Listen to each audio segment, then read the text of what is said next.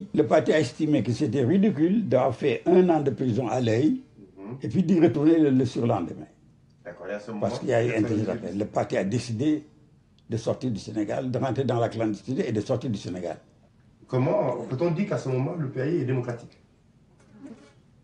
Un parti clandestin ne conçoit pas la démocratie comme un parti qui n'est pas clandestin. C'est-à-dire, concrètement, ça veut dire quoi? C'est-à-dire que la clandestinité a ses exigences. On travaille dans le secret, on travaille en cercle restreint, on prend les décisions en cercle très restreint. di tuddee suñuy tract ñu di ci dem 2 jours yu ne ñu ñëw jël si ko yóbbu ko mu am ñetti fan ca giri ba wala ñaari fan ñu bàyyi ko mu ñëw mu dem ci ba nga xam ni ñu ngi koy defar ay avancement am ci seen syndicaliste yi ñaari nit ñoo xam ne kenn ki sax sama nijaay la daan neen kenn ko fi defar avancement puisque PA yi la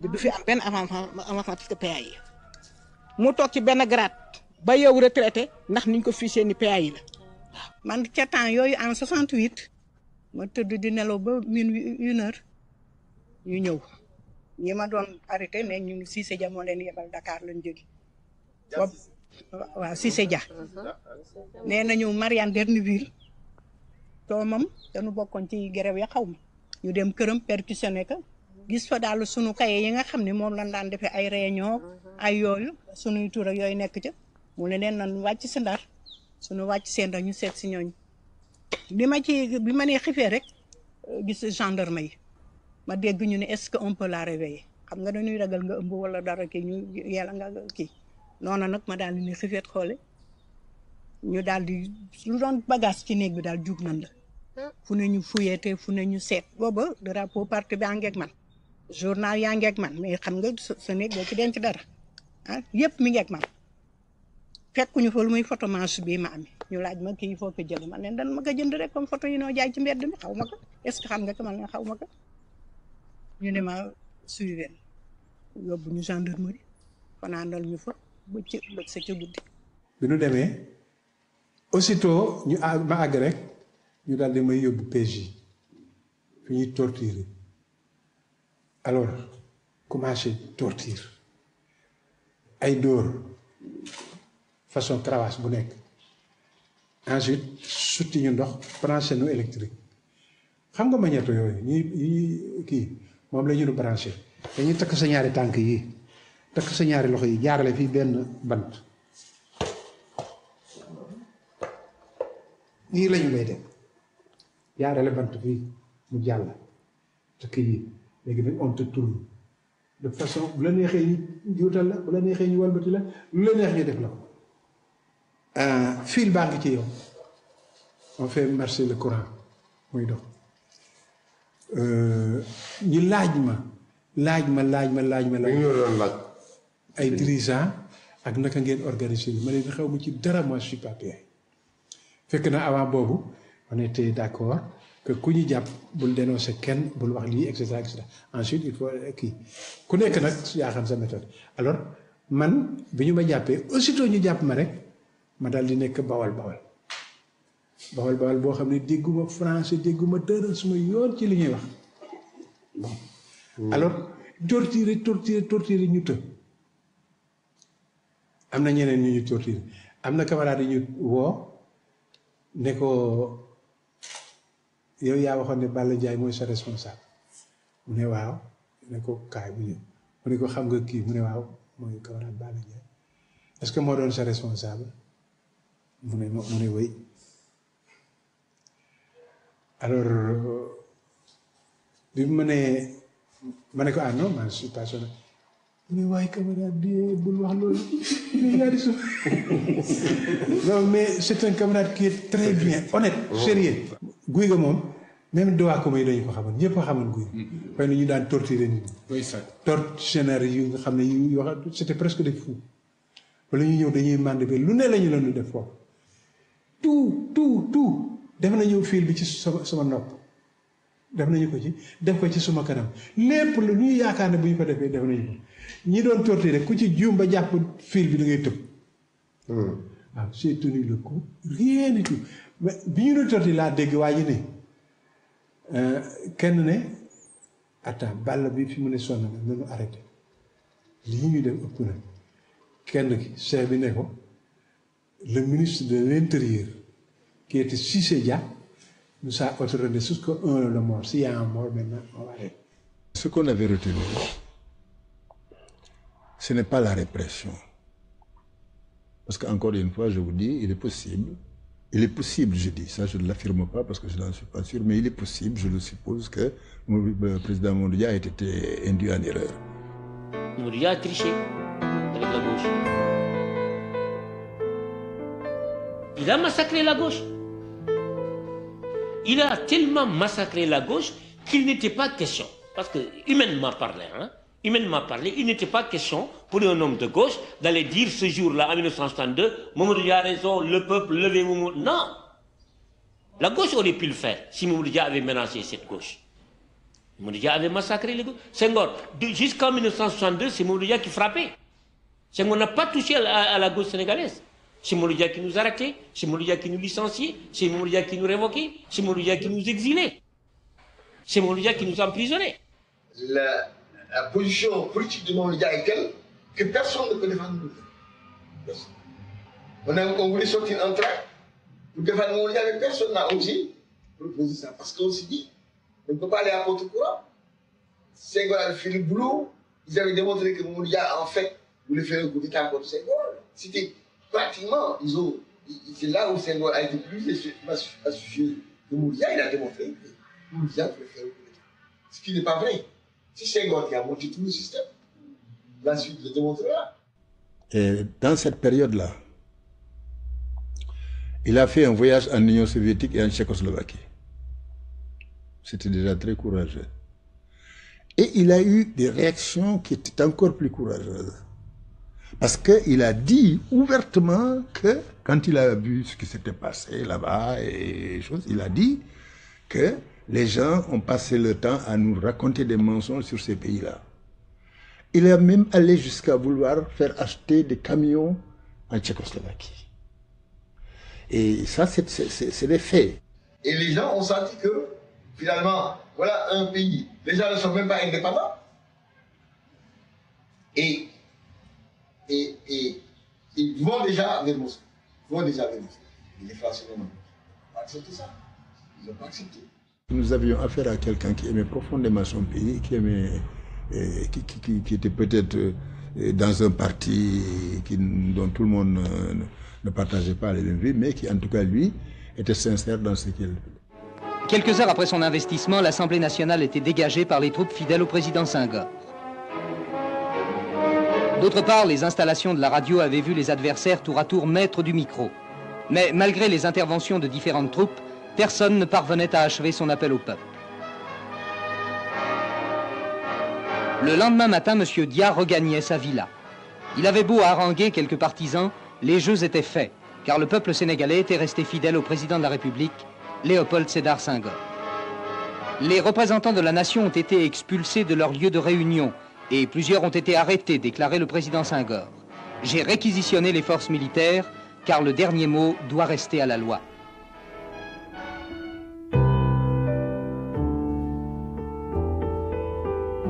Je ne peux pas faire 1 an de prison, j'en sors, 3 jours après, et j'en sors, parce que j'ai été condamné à 9 mois, donc je sors de prison. 3 jours après, le gouvernement interjette appel pour un nouveau procès. Et ensuite, à ce procès-là, j'ai été condamné à 10 ans de réclusion criminelle, donc il fallait se débarrasser du pays. Le parti a estimé que c'était ridicule d'avoir fait 1 an de prison à l'œil, et puis d'y retourner le surlendemain. Parce qu'il y a eu interjette appel. Le parti a décidé de sortir du Sénégal, de rentrer dans la clandestinité et de sortir du Sénégal. Comment peut-on dire qu'à ce moment, le pays est démocratique? Un parti clandestin ne conçoit pas la démocratie comme un parti qui n'est pas clandestin. C'est-à-dire, concrètement, ça veut dire quoi? C'est-à-dire que la clandestinité a ses exigences. On travaille dans le secret, on travaille en cercle restreint, on prend les décisions en cercle très restreint, et il faut une certaine rigidité dans la discipline, pour que le parti puisse fonctionner, sinon il n'y a plus de clandestinité. La démocratie, l'exercice libre de l'autorité et la dictature. Il n'y a pas tellement de différence du point de vue dialectique. C'est-à-dire, l'un peut se transformer facilement en l'autre. Quand on nous a cherché du Mali, c'était encore plus difficile. On était trop loin. Pourquoi on vous a chassé du Mali? Parce que Senghor a envoyé son ministre des Affaires intérieures chez Modibo, qui était le président de la République du Mali, en demandant notre expulsion du Mali. Il estimait que nous étions déjà trop proches et que nous pouvions, malgré tout, travailler du Mali, travailler vers l'intérieur du Sénégal. Et c'est pour ça, d'ailleurs, que nous nous étions installés au Mali et non pas en Guinée. Parce qu'il y avait les chemins de fer qui fonctionnaient régulièrement. Les camarades allaient et venaient, malgré les difficultés. Alors, Senghor a demandé qu'on le sache, on nous a sachés. On est allé en Algérie. Il y a eu le coup d'État de Ben Bella contre Ben Bella. On a quitté l'Algérie, alors ça devient de plus en plus compliqué. Les liaisons étaient devenues de plus en plus lâches et difficiles. Et après l'Algérie, vous êtes allé où? On a transité un peu partout. Hein. On a transité au Ghana, on a transité en Égypte, on a transité en Tchécoslovaquie, on a transité à Berlin. On a fait même un peu Moscou. Voilà. On a fait Cuba pendant très peu de temps. Bon. D'accord. On a connu la vie des révolutionnaires itinérants en quelque sorte. Modibo était obligé pour respecter les recommandations de l'OUA, était obligé de nous demander de partir.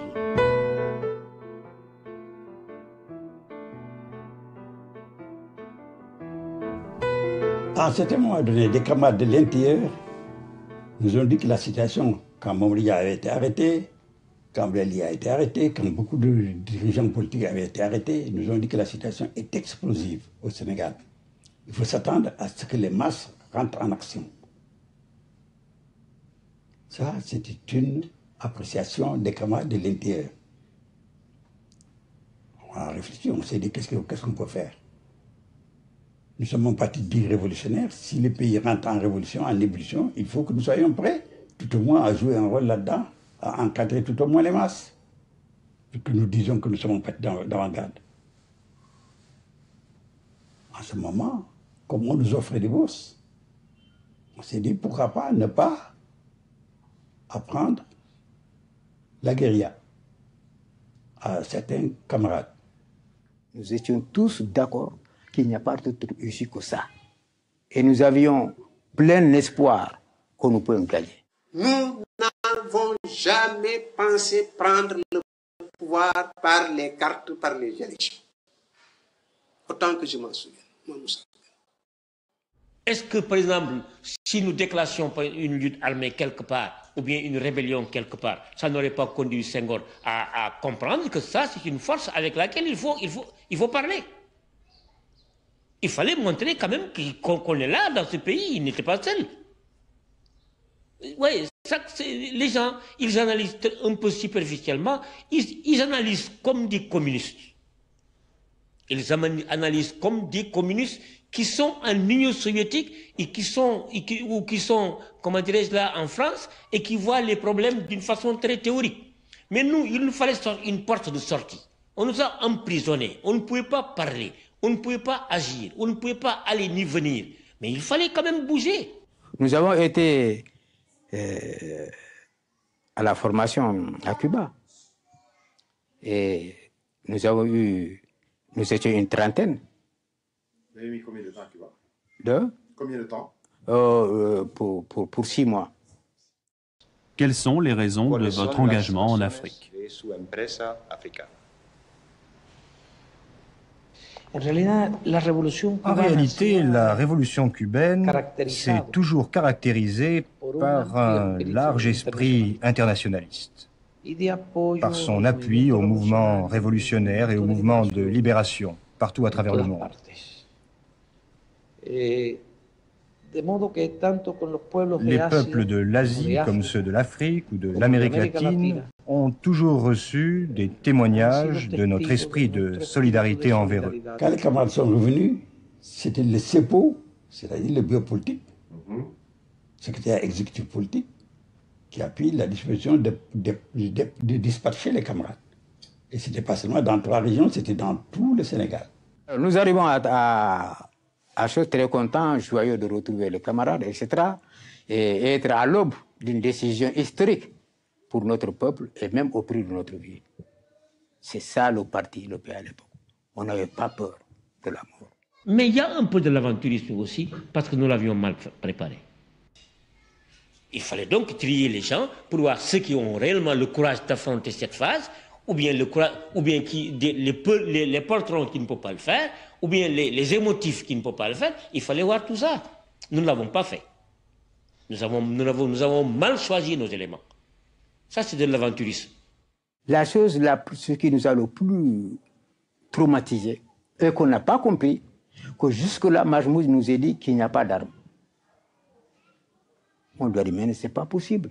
Et ça, la déception se lisait sur tout le logis de tous les camarades. On envoie des gens en brousse, sans armes, sans matériel, sans même leur expliquer correctement ce qu'ils avaient à faire. C'est ça la faiblesse du parti en ce début. Ça, c'est Majmoud Diop. C'est pas moi, c'est lui qui était le chef. Il n'était pas armé. Ils n'avaient pas reçu la décision de rentrer en rébellion. Ils avaient reçu la mission d'aller travailler dans les masses, de faire de la guérilla politique.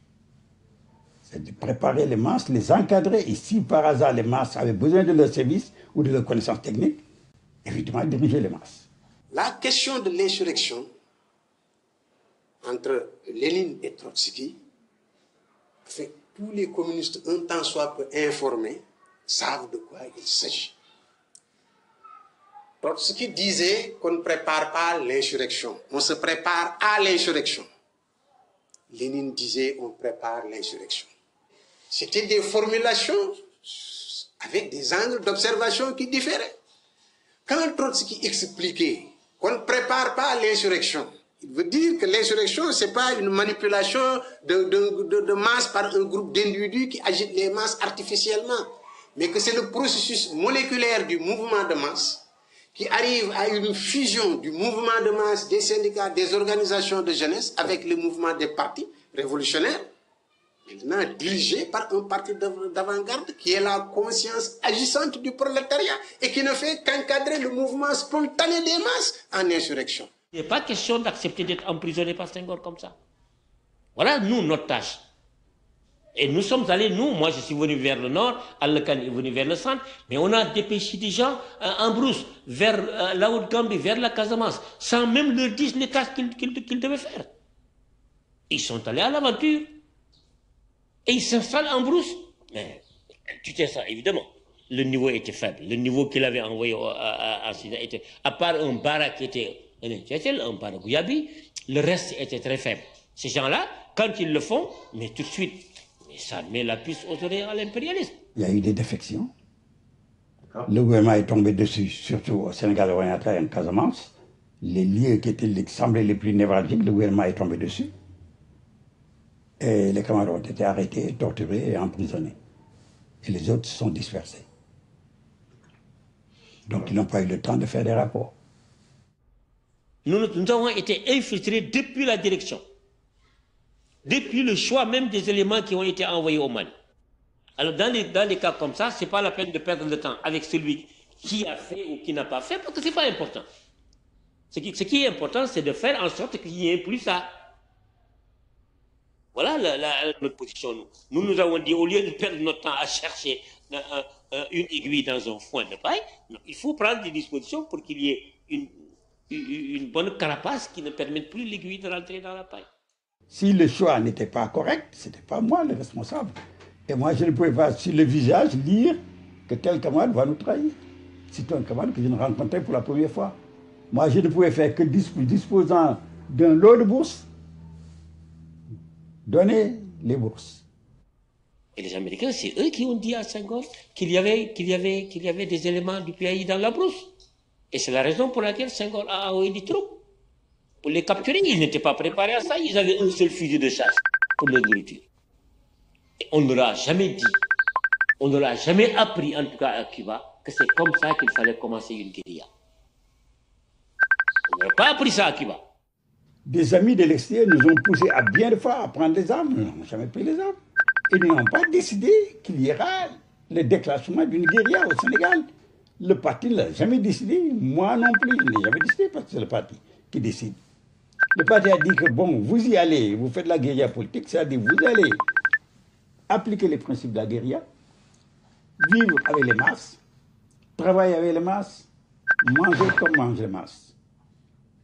Et alors, évidemment, si les masses se révoltent, vous vous révoltez. Alors vous vous débrouillez, comme tous les guérillas, vous vous débrouillez pour vous approvisionner. Si vous estimez que le moment est venu de prendre des armes, vous vous débrouillez pour vous approvisionner à l'arme parmi les forces de l'ordre. Après ces événements du Sénégal oriental et de Casamance, le parti s'est affaibli parce qu'il a explosé en plusieurs tendances.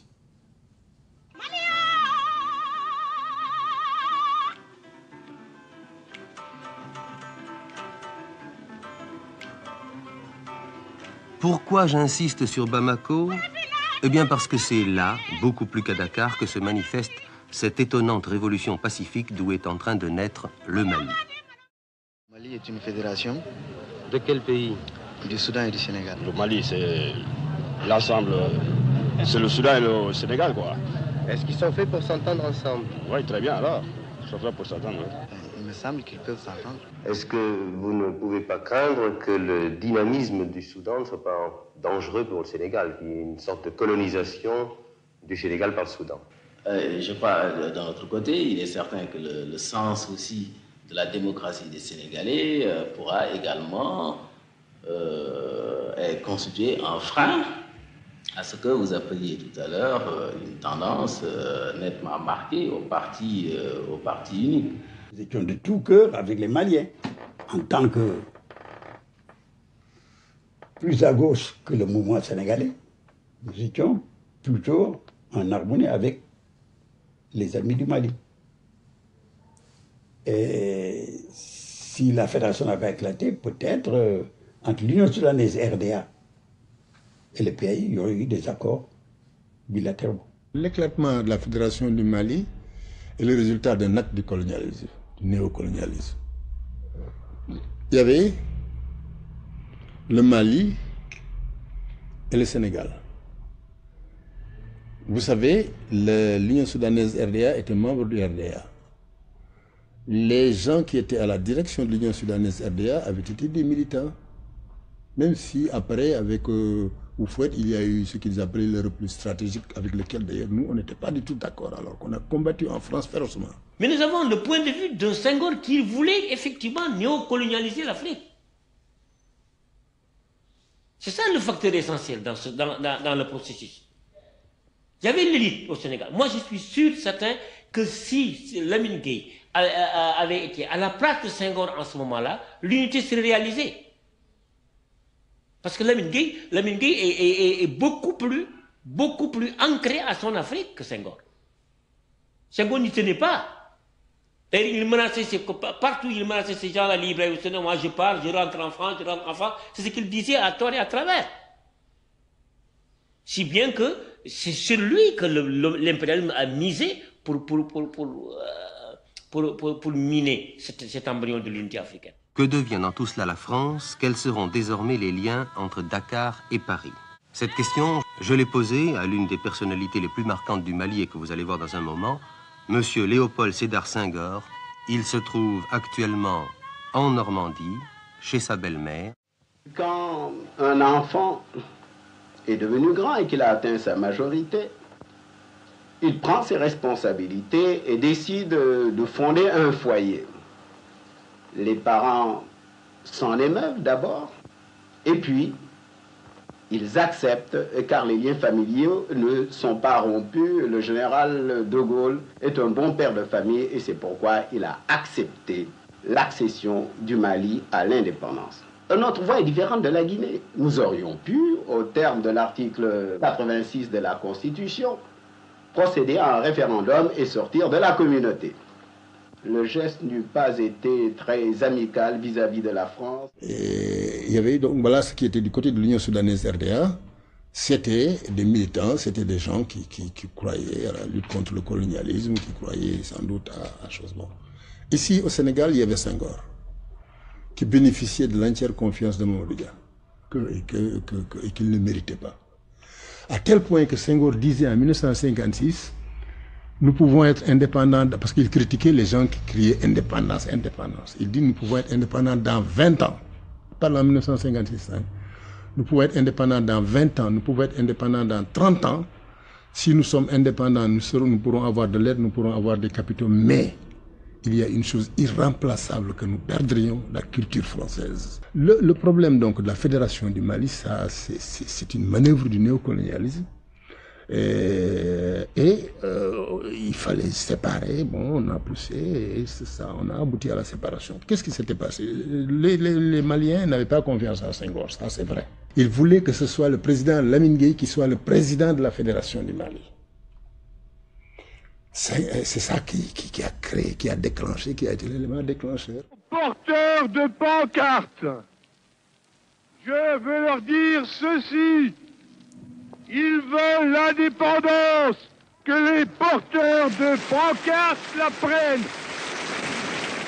Je crois qu'il y a peu d'hommes d'État qui, comme lui, ont risqué leur vie pour libérer, c'est le cas de le dire, des Arabes et des Nègres. Mais vous aurez remarqué qu'au-dessus du général de Gaulle, il y a la statuette équestre, une statuette équestre, c'est celle de Lat Dior Diop, notre Vercingétoriste, qui résista pendant 20 ans à la conquête française. Je les ai pieusement unis, car tous les deux ont travaillé pour l'indépendance du Sénégal. Nous n'obligeons personne. Nous demandons qu'on nous dise oui ou qu'on nous dise non. Dans la suite de cela, que nous avons essayé de constituer une fédération du Mali s'appuyant sur 4 États. Mais la réaction, il faut le dire, métropolitaine, détacha le Dahomey et la Haute-Volta, de telle sorte que nous sommes restés face à face, c'est le cas de le dire, avec le Mali, et on ne peut pas faire une fédération à deux. En effet, ce n'est pas possible. En août 60, Modibo Keïta tente un coup d'État, Senghor réagit en faisant sécession et proclame la République du Sénégal. La Guinée a été le premier pays qui a montré qu'il était possible de gérer le pays, parce qu'ils ont voulu arrêter le chemin de fer, ne s'est pas arrêté. Ils ont voulu arrêter les télécommunications ne sont pas arrêtées. Les travaux publics ont continué à marcher, le pays a continué à marcher. Et à ce moment-là, le pays nous a demandé qu'allait aider la Guinée. Parce que les Français avaient décidé de se retirer de la Guinée. Foccart, d'ailleurs, dans ses mémoires, le dit bien. Ils ont dit qu'il faut abattre Sékou. Ils ont fait beaucoup, ils ont initié beaucoup de complots contre la Guinée. Plusieurs fois. Et chaque fois, naturellement, Sékou le devenu. Mais Sékou ne le devenait pas tout seul. Au début, en tout cas, moi, j'étais présent. J'avais des éléments. C'était quand même à l'aide des services secrets soviétiques et des services secrets tchèques. Quand j'étais à des choses à faire, Sékou décide d'aller visiter le nord de la Guinée, la région de Kankan. Et nous partons dans un autre avis. Et en discussion comme ça, on le dit, vous voyez, hein, le Sénégalais a une position par rapport à la France, une position presque anti-guinéenne. Il faut que la radio Guinée dise qu'est-ce qui se passe. Par exemple, les gens qui attaquent la Guinée, les gens qui déposent des armes à la frontière de Guinée pour que les anciens combattants se lèvent et luttent contre la Guinée indépendante, ces gens-là, c'est les Français qui le font. Mais là, le Sénégal les couvre. Il l'a dit. Et ça a changé, puisque Mamadou Dia s'est senti touché. Le sous-directeur de cabinet m'a dit un jour, Mamadou Dia lui a dit de faire une enquête, il était gouverneur du Sénégal en train de faire une enquête pour voir si c'est vrai. Il me dit, je lui ai dit que c'est vrai. C'est le capitaine français qui a circulé tout le long de la frontière et qui a caché dans chaque village des armes. Il lui a dit. On a eu un différend avec Sékou Touré et nous sommes partis. J'étais avec Amsatou Sarr, on a quitté la Guinée parce qu'ils avaient arrêté Séni, parce qu'il commençait à y avoir un mouvement PAI là-bas en Guinée. Un mouvement PAI. Ils ont arrêté qui, vous dites? Séni. Ah, c'est qui, d'accord. Le représentant du PAI. Les gars ont décidé un beau jour que, finalement, 6 enseignants étaient contre le régime de Sékou Touré. Alors nous avons vu Amsatou Sarr et moi, nous avons vu Sékou Touré. On lui a parlé. Il a dit que c'était un problème de sécurité. Ils ont eu des mouvements des enseignants contre eux. Et ils ont senti qu'il y avait quelque chose derrière. Et qu'eux, ils ne discutent pas. Alors on lui a dit, mais Séni est envoyé par le pays, comme représentant du pays. Il ne peut pas l'arrêter. Sans avertir le pays en disant, voilà le dossier que nous avons conçu, vous n'avez pas de dossier. Il a dit que là, c'est un problème de sécurité. Alors nous avons décidé de partir. On a quitté Amsterdam le lundi. Il se trouve que l'impérialisme intervient partout où il le peut pour empêcher les peuples d'aller vers leur indépendance, de choisir eux-mêmes leur régime social. Au début, ce n'était pas très clair que la révolution cubaine était une révolution qui aboutissait au socialisme. Ce n'était pas très clair. Voilà ce que je voulais vous faire. Oui, alors, oui. Mais de toute manière, nous étions avec la révolution cubaine, nous étions avec les fidélistes. Et nous l'avons été jusqu'au bout, et nous le sommes encore. Et toutes les révolutions étaient des révolutions qui étaient des révolutions sœurs en quelque sorte. On a défendu d'une manière constante les FLN. On a fait tout ce qu'il était possible à l'époque de faire. On ne pouvait pas aller nous battre les armes à la main en Algérie. Et le tout, c'est quoi à ce moment-là? Quand vous dites tout, c'est quoi concrètement? On s'est même en allé, je crois qu'on est l'un des rares partis à s'être cotisé pour participer au trésor de guerre des FLN. C'est le plan des idées, on les a défendus constamment dans notre presse. On a défendu pour l'indépendance de l'Algérie, on soutient au FLN, etc. Il est arrivé au Parti communiste français d'être, dans son histoire déjà longue, de se trouver seul sur une position. Contre la guerre d'Algérie, le Parti communiste français a eu raison. Contre la guerre d'Indochine, le Parti communiste français a eu raison. Prenons les différents mouvements. C'était des guerriers, les hommes qui, en Angola, au Mozambique, enfin disons, dans toute l'Afrique, ont engagé la lutte pour l'indépendance, pour en finir avec la faim, le sous-développement et l'analphabétisme. C'est des guerriers, ces gens-là? Non, c'est des hommes qui veulent vivre comme des hommes et non comme des bêtes.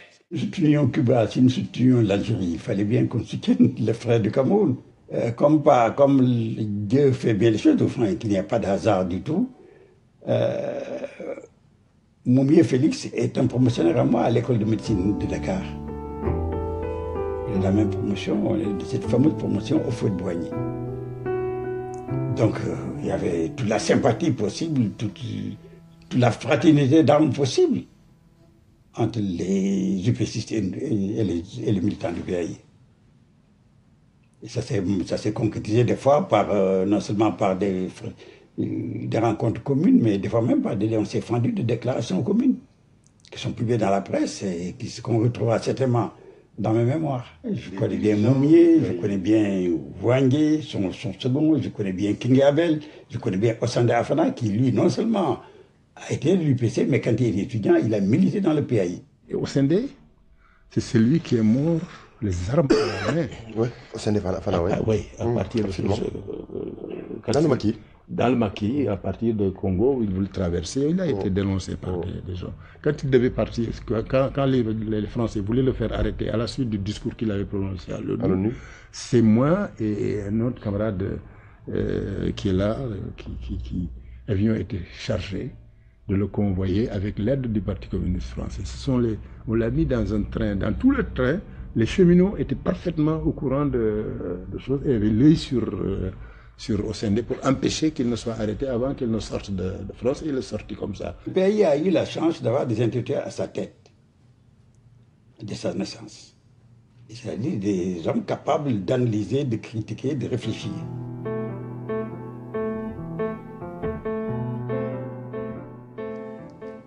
Et nous avions dit que dans une certaine sens, il faut imiter la révolution chinoise. Il faut se battre pour l'indépendance de la patrie. Mais quant à se reprendre le modèle chinois textus, nous disons que nous ne sommes pas prêts et les conditions ne sont pas les mêmes. C'est la question de la querelle sino-soviétique. Le CEPOR, qui était le secrétaire exécutif politique, a pris une position. C'est une fameuse déclaration que je publie aussi dans mes mémoires, que je verse dans le dossier, la déclaration de 1963. Le parti se tient à égale distance de deux grandes puissances communistes, de deux partis communistes les plus importants du monde. Le parti leur enjoint, leur conseille de se mettre autour d'une table et d'aplanir leurs difficultés. Une seule déclaration est sortie, elle est de 1963. Donc sur cette question, voilà la réponse. C'est la réponse du parti, c'est pas la réponse de Majmout Diop. Je suis allé en Chine. Les camarades m'ont dit, ils m'ont transmis une invitation du bureau politique du PCC au bureau politique du Parti communiste, du Parti africain de l'indépendance, et ils ont insisté pour que Majmout fasse partie de la délégation. J'ai transmis, mais ils n'ont jamais voulu y aller. Sur les questions d'alliance à l'intérieur du pays, le parti a toujours été pour toutes les alliances possibles et imaginables.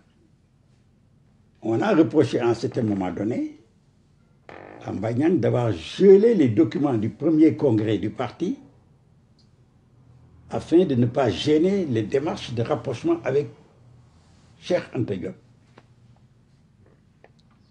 Mais le parti a pu réagir contre le gel de ces documents, mais pas contre la décision de se rapprocher de Cheikh Anta Diop. Cheikh Anta Diop est un ami. Ce qu'on avait prévu, c'est qu'en arrivant à Bamako, chacun va exposer ses thèses par écrit, on va laisser les camarades lire, et puis ensuite, au bout de 2 jours, on va discuter. Malheureusement, ça ne s'est pas passé comme ça. Dès qu'on est venu, on est tombé sur Babacar Niang qui veut saboter le parti. C'est la raison pour laquelle, au comité central, à la réunion qui s'est tenue à Bamako, je n'ai pas ouvert la bouche. Aujourd'hui, à mon âme et conscience, moi, je n'ai pas eu tort. Je considère que s'il y a eu un tort que j'ai commis, c'est une erreur d'appréciation. Je croyais à la bonne foi des camarades.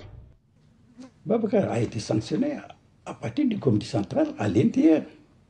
Surtout Khalilou Sall a été sanctionné à partir de l'intérieur. On s'attendait à ce que l'autocritique soit faite avant la fin même du premier congrès. C'était ça, je crois. Si je me souviens bien, c'était au premier congrès. Avant même la fin du premier congrès, on supposait que l'autocritique serait faite. Et malheureusement, elle ne s'est pas faite. Et Cheikh, c'est quand même quelqu'un qui était, à mon avis, du point de vue national, un élément très très important. Et important parce qu'il était beaucoup plus que nous, il faut bien le dire au départ. Et connaissait mieux le pays et les traditions du pays. Tous les partis communistes ont connu ça. C'est les cadres qui peuvent être au départ des éléments, mais à condition qu'ils s'allient aux éléments oubliés et qu'ils élargissent la base. Mais s'il reste ce cadre seulement, il devient un parti de cadre. Je pense que c'est comme ça. Il fallait garder son calme et réfléchir. Il fallait continuer le parti. Peut-être même avec de nouveaux responsables. Et dire que les premiers responsables ont échoué. Il faut prendre de nouveaux responsables. Mais ce n'était pas l'exclusion. On se mettait à exclure. Même Majmout Diop, on l'a exclu. Des chefs de parti doivent avoir quelquefois le courage d'affronter la prison. D'affronter la potence s'il le faut. Pour que le peuple revive.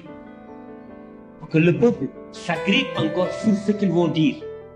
Pour que le peuple les écoute, même si c'est pour une journée, avant leur mort.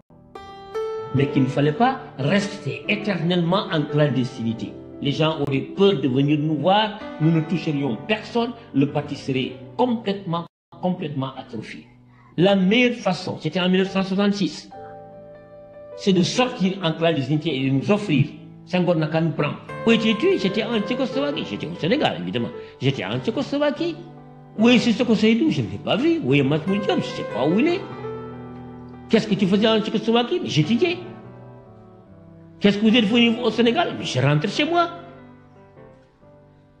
Toujours, on me répète ça 10 fois, 20 fois. Puis finalement, on me lâche grâce aux critiques du PRA Sénégal. Le PRA Sénégal qui dit à Senghor, voilà, non seulement vous ne les appelez pas à l'unité, mais qu'est-ce qu'ils vous ont fait pour que vous les plaigniez? Donc, Makhtar Mbow, quand je suis sorti de prison, mais Sissoko Seydou, qu'est-ce qu'il devait faire? Qu'on réfléchisse. Les conséquences de l'emprisonnement, les autres qui étaient restés en clandestinité, bon, ils resteraient, mais moi je continuais tout de suite à faire le travail parce qu'on n'a pas de grief à me reprocher. Je n'ai plus à reprendre la clandestinité. Il a voulu me remettre en clandestinité. J'ai refusé. Je dis que je ne remets plus les pieds en clandestinité. Je travaille selon mes moyens pour faire vivre le parti. Je libère en 66, ils font leur conférence en 67, ils nous excluent. Il a exclu Majmoud Diop, Madi Kewad, etc., etc. On les a exclus. Ah. On s'est réveillé un matin, Sissoko a créé le PIT, avec Madarso. À cette conférence du PAI, est-ce que vous avez été invité ou convoqué? Non, je n'ai pas été convoqué. Et tous les camarades de l'extérieur ne l'avaient pas été. Est-ce que vous avez été informé? Non, pas été informé. Et même à l'intérieur, les camarades qui ont assisté à cette réunion, ils n'étaient pas tous d'accord. Donc c'était, disons, une démarche fractionnelle aussi. C'est-à-dire, nous avons considéré, nous, à l'extérieur, nous considérons que les camarades ont perdu le Nord avec les difficultés. Qu'ils ne savent plus où donner la tête. Majmoud Diop qui vient en 72, et qui remonte une nouvelle direction du parti, et qui nous est là. Vous n'avez pas été contacté? Pas du tout. Pas du tout, alors. J'ai fait de mes épieds. J'ai regardé non seulement du côté des anciens camarades, membres du comité central, responsables, mais même de tous les groupements qui ont existé en mon absence, comme le GOR, dont je n'en avais jamais entendu parler, groupement ouvrier révolutionnaire. Bon, en tout cas, il y avait d'autres groupements. Il y avait un groupe, c'était d'anciens camarades qui était à Saint-Louis, qui était à Rufisque, qui s'appelait le groupe révolutionnaire aussi. J'ai pris contact avec eux.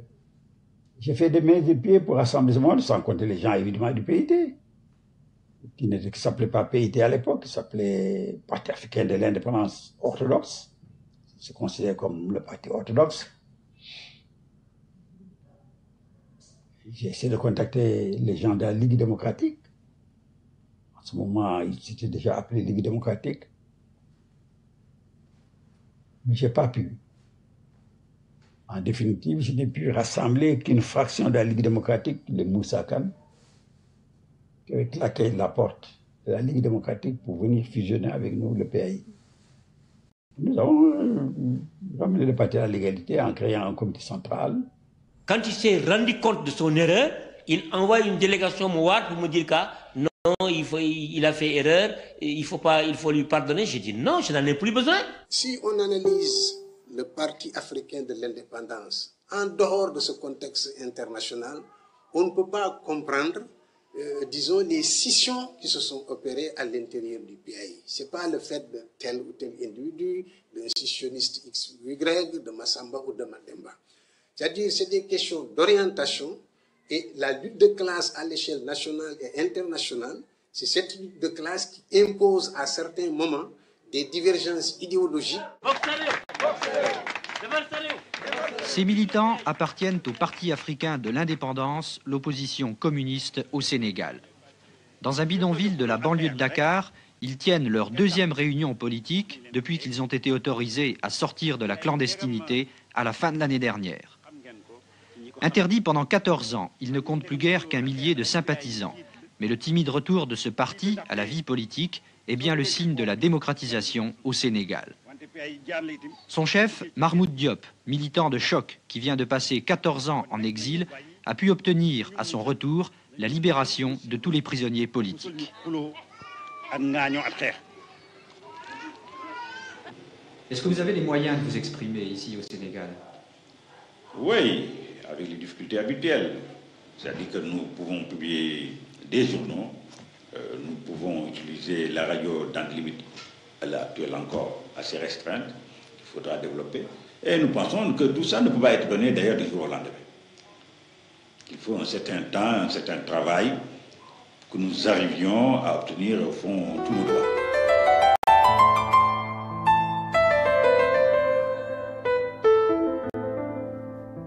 Masmoud nee na ma Senghor maa reçu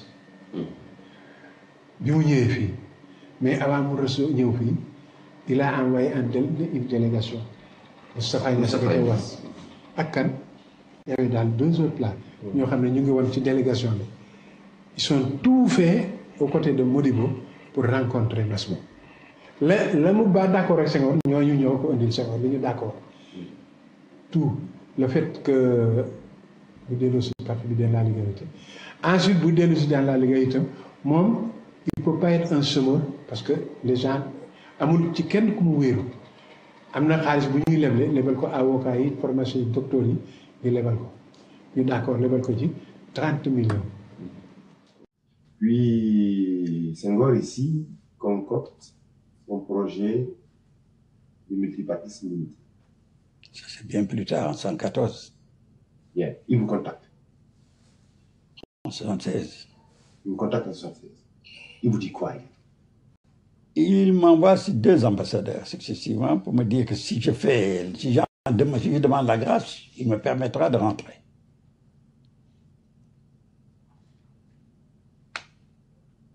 Je lui dis qu'il n'est pas question que je demande grâce. Parce que si je demande grâce, c'est comme si j'avais fait mon exil à Aley. J'avais eu tort et que je demande grâce. Pas de question. Il a renvoyé un 2e ambassadeur. En me disant que malgré tout, Senghor vous permet de rentrer. Je lui dis, je pose mes conditions aussi. Il m'a dit que je permets de rentrer à condition que vous ne fassiez pas, vous ne portiez pas plainte contre l'État du Sénégal quand vous serez revenu. Je lui ai dit d'accord, sur cette question, il n'y a pas de problème. La demande de grâce, j'ai dit non. Mais sur la plainte, je peux ne pas porter plainte. Mais moi, j'ai des conditions. Je suis père de famille, il me faudrait un job au retour. Et ensuite, il faudrait que mon parti soit reconnu, revienne à la légalité avec son sigle et son programme. Il a accepté, je suis rentré. Mais l'expérience démocratique sénégalaise a ses limites. La renaissance de la vie politique, organisée par le président de la République dans son palais de Dakar, est strictement définie par la loi. 3 partis seulement, dont le sien, le Parti socialiste, sont autorisés. Chacun doit se réclamer d'un courant de pensée duquel il ne peut s'écarter. Il y a un courant qui se réclame du libéralisme de gauche. Il y a un courant qui se réclame du socialisme démocratique et un courant qui se réclame du marxisme léniniste. Et c'est la raison pour laquelle nous avons institué le tripartisme, mais j'ai toujours dit qu'il y avait place encore pour un parti du centre et pour un parti conservateur. Je crois que moi, quelqu'un qui décide de consacrer sa vie à une cause aussi noble que la cause de l'indépendance est au-dessus des petits calculs mesquins. J'ai posé une condition à mon retour, il faut que j'ai un job. Quand je suis revenu, je lui ai posé le problème, il m'a dit qu'à l'heure actuelle, à votre âge, j'avais 55 ans entre parenthèses, vous êtes à l'âge où l'on met les gens de la fonction publique à la retraite, donc vous ne pouvez pas être engagé dans l'administration. Mais nous sommes aussi à la période où on sénégalise les officines. Vous êtes pharmacien, n'est-ce pas? Je lui ai dit oui, monsieur le président. Il me dit, dans ce cas, si vous voulez, on peut vous prêter de l'argent pour que vous installiez une officine. Ma réflexion a duré quelques secondes. J'ai dit d'accord, monsieur le président. Je savais bien que derrière, il pouvait y avoir un piège. D'abord, je n'étais pas sûr que la somme que j'ai engrangée, je puisse la rembourser. Je n'en avais aucune conscience parce que je n'ai jamais été pharmacien d'officine, j'ai été pharmacien dans l'administration. Et c'est de là où j'ai été révoqué de l'administration coloniale française. Il est intellectuellement, jamais de la vie, il ne se ferait acheter par Senghor. On m'a prêté de l'argent, j'ai ouvert mon officine. C'était pas suffisant, j'ai mis en bail le terrain que j'avais acheté. La banque m'a prêté l'argent, j'ai complété, j'ai ouvert mon officine. Si c'est ça qu'on appelle acheter, bon d'accord, j'ai été acheté. Maintenant, dans ses calculs, dans son analyse, parce que lui aussi il était très fin, il a vu que le parti, mais la crème du parti était partie. Alors, il fallait qu'il revienne à la légalité pour pouvoir essayer de rebondir. Et quand s'est posé le problème de candidat de la réception, j'ai dit, mais ça ne suffit pas, monsieur le président, il nous faut un siège. Il nous a fait chercher un terrain et on nous a affecté ce terrain à raison de 1000 francs par an comme bail. C'est ça la maison du peuple. Et je l'ai acheté pour le parti quand j'ai vendu mon officine. Les partis de gauche, comme les partis révolutionnaires, commencent souvent par des échecs.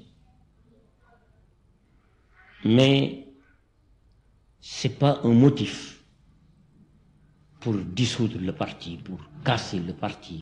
Mais là aussi, le parti a péché. C'est-à-dire que on n'a pas formé des camarades ouvriers qui auraient pu vraiment prendre la relève. Et peut-être même s'ils ne prenaient pas la décision que, compte tenu de leur nombre au sein de cette décision, que la réflexion et la direction du parti auraient pu quand même avoir un caractère de classe plus marqué. En tout cas, en Chine, la formation s'est faite de la manière suivante. Il y avait un petit groupe qui était déjà acquis au marxisme-léninisme et au Parti communiste. Mais pour recruter, d'abord, il protégeait le noyau en l'entourant d'un groupe plus large. Vous voyez ce que je veux dire? Et ensuite, il repérait les éléments qui avaient une bonne appartenance de classe, qui étaient intelligents et qui étaient courageux. Et c'est seulement lorsqu'il trouvait ces trois critères-là qu'il leur donnait la formation idéologique. Ce n'était pas simplement parce que le gars, il peut réciter tel ou tel ouvrage de Marx ou ceci, se réclame de ceci ou de cela qu'on l'intègre dans le machin. Xam nga lan la woon ñoom ils étaient prêts comme l'ALD, ils étaient prêts pour li nga xam ne avantage bi nga xam ne pays yi amoon na ko au niveau de l'Union soviétique ñu liquider ko remplacer ko d'abord. Ensuite nous devons ridiculiser le pays dans le pays ba nga xam ne ñoom bu ñu jógee ñu mën a représenter quelque chose loolu la woon. Donc Majmout Diop ne sait pas en 2006 quelle est la nature du contentieux qui l'oppose à Seydou Sissoko qui est décédé et Ahmed Dansokho qui est vivant. Non. À partir de cet moment donné, il se positionnait comme pro-soviétique, ouvertement. Nous n'étions pas anti-soviétiques, mais pas pro-soviétiques. D'autres se positionnaient comme les Samayai, comme pro-chinois. Nous ne disions pas que nous étions des pro-chinois, mais nous n'en avions pas pour autant moins de respect pour la Chine. La formation des partis Mieta qui se sont créés sur le dos du PAI, ce ne sont que des gens qui voulaient, c'est des intellectuels, qui voulaient chacun, comme à l'heure actuelle, chacun avoir la tête d'un groupe pour aller discuter avec Senghor ou bien discuter avec Abdou Diouf ou bien discuter avec le président de la République. Ça s'est vu, ça s'est vérifié. Et malheureusement, nous n'avons pas su pénétrer profondément les masses, poser leurs problèmes, nous les posions, mais en intellectuel, et les organiser. Le pays est une bonne école, puisque la plupart des dirigeants aléatoires au Sénégal sont issus du pays. Nous faisions des cours et nous délivrions des diplômes. On fait ce qu'on fait des stages dans le parti et qui ont suivi régulièrement les réunions, les actions du parti. On tiré une certaine expérience et je crois que ça les a aidés à se perfectionner, à se positionner politiquement dans l'arène politique sénégalaise. Parti la bu nga xam ne daal dafay yar nit dafa lay yar même bi ñu fi nekkee fii ak ñoom Lamine Kane dañu daan jàngal dégg nga diñu defal ay cours ba nga xam ne yow même boo jàngaloon école sax daa am benn formation bu nga xam ne daa ko am ndax dañ lay jàngal dañ lay yee da ngay yeewu ci àddina daal mënul bare nit nag ndax nit ñi dañ ko ragal soo nee PA yi laa bokk rek ñu ne xeexkat nga wala reykatu nit nga wala lu bon ngay def te PA yi jàmm rek moo fi nekk ñun si jàmm rek lañu mës nekk ba léegi nii loo mag boo defee lu dul dëgg daañ la ko wax nga dellu si waat critique ak autocritique rek loolu la ñu yare amul xaalis tàmmalul nu xaalis soo waree joxe yaay joxe sooy jënd sa carte yaay jënd sa carte lu nuy laaj da ngay joxe par force amul góor amul jigéen. PA yi bu ne bu subaa ñu dee booba temps bu subaa boo demee fekk ñu dee du ñu dellu gannaaw mukk ay jàmbaar la ñu woon góor ak jigéen nag. ba léegi nii minute boo soxlaa kenn boo wootee su Binta wootee rek ñun ñëpp ñu ñëw léegi nag nee nañu PA yi fay na gisatuñu kenn déggatuñu mais teewul ñun ñoo ngi toog rek parce que tàmm ñu nekk ci yeneen parti yi xam nañu yi fa xew xiiroo ŋaayoo yi jàppal fii bàyyil fii seede yàlla duggal fii génnal fii PA yi daal moom mooy PA yi rek. Que je rapporte souvent à des gens qui se disent bon moi j'ai fait des études, je n'ai pas eu d'activité politique, j'ai pas eu d'activité syndicale, etc. Je le dis toujours, Jaurès disait je plains tous ceux qui à l'âge de 20 ans n'ont pas connu la générosité de la révolution.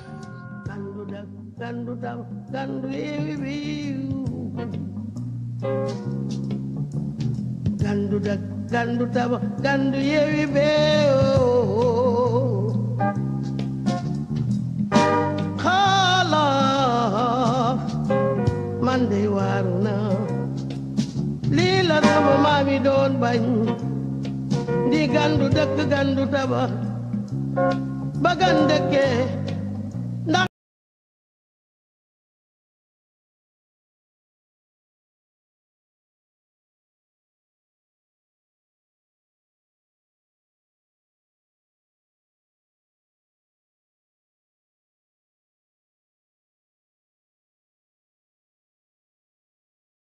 Qu'est-ce que vous avez retenu de cette séance, de ces travaux ce matin? Alors, je retiens que l'esprit du PAI a survécu à 58 années, peut-être de recherche, de difficultés, de répression, avec des sacrifices de membres fondateurs, des erreurs aussi, et que l'inspiration formidable qui précède les indépendances africaines mérite d'être connue des jeunesses du Sénégal, de la sous-région et sans doute de toute l'Afrique comme un moment important dans la réappropriation des grandes idées de liberté. Mom Sereo veut dire l'indépendance, autonomie, etc. Donc, je crois qu'il y a aujourd'hui eu, à ce 58e anniversaire du manifeste du PAI, un frisson qui a traversé plusieurs générations dans la salle. C'était un échange sur la gauche face à son destin.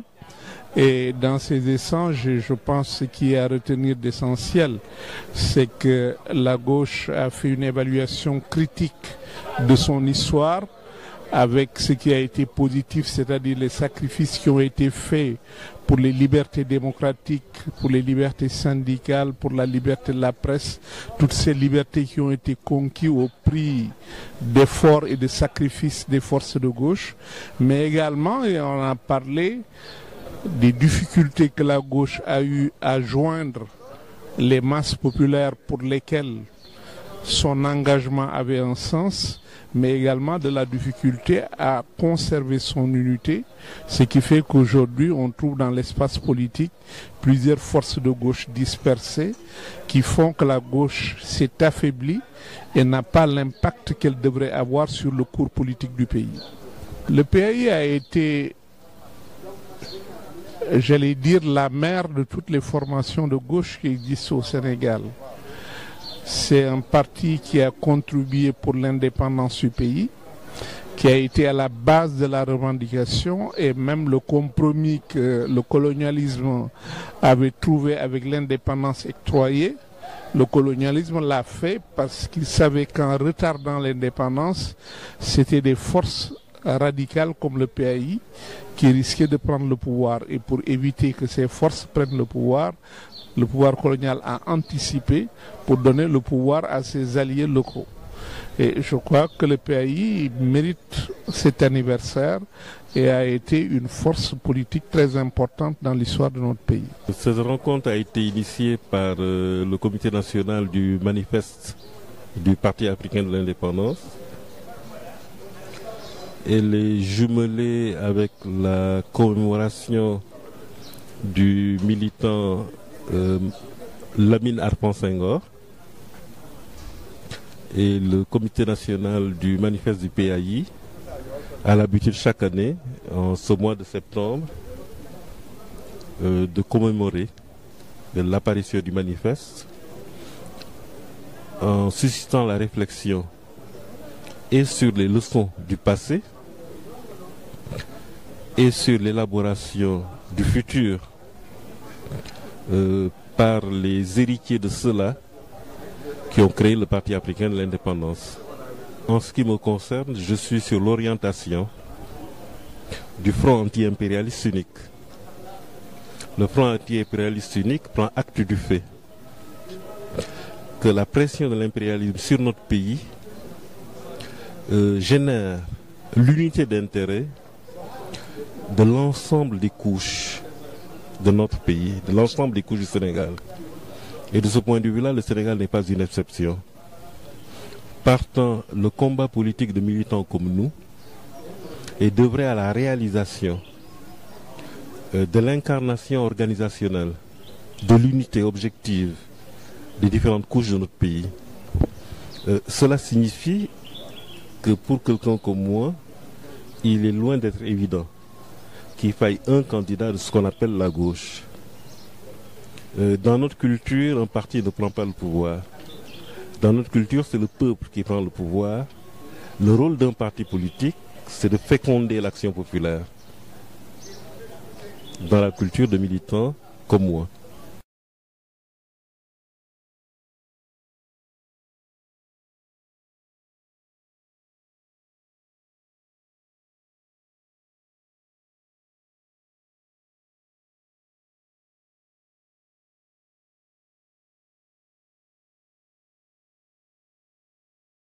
Permettez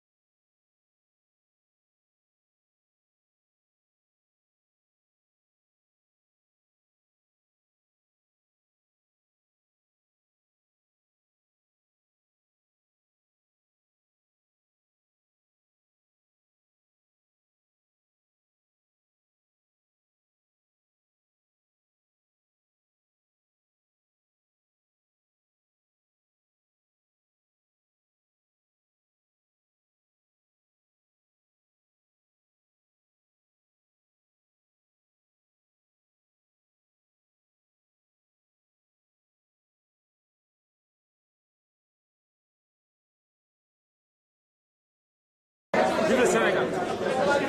Vive le pays. Vive le pays.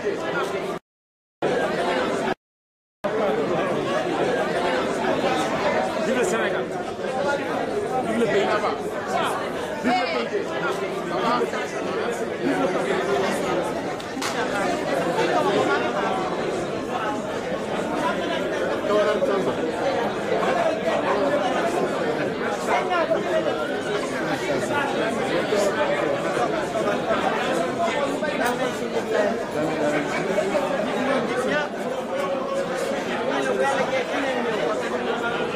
Diop. Diop. Sama département ak secrétaire général quoi. Allez, encore félicitations. Vraiment, c'était merci camarade. Camarade Samba Sy, vous venez d'être élu secrétaire général du Parti de l'Indépendance et du Travail. Quelles sont vos impressions à chaud? Je crois qu'à chaud, je puis dire que c'est un immense sentiment de responsabilité qui m'habite. Un grand sentiment d'humilité également, mais également une confiance certaine en la possibilité avec les camarades de faire des pas en avant à notre parti pour le bien de notre pays. Voilà les sentiments qu'il y a. Merci camarade, nous souhaitons bonne chance et nous renouvelons nos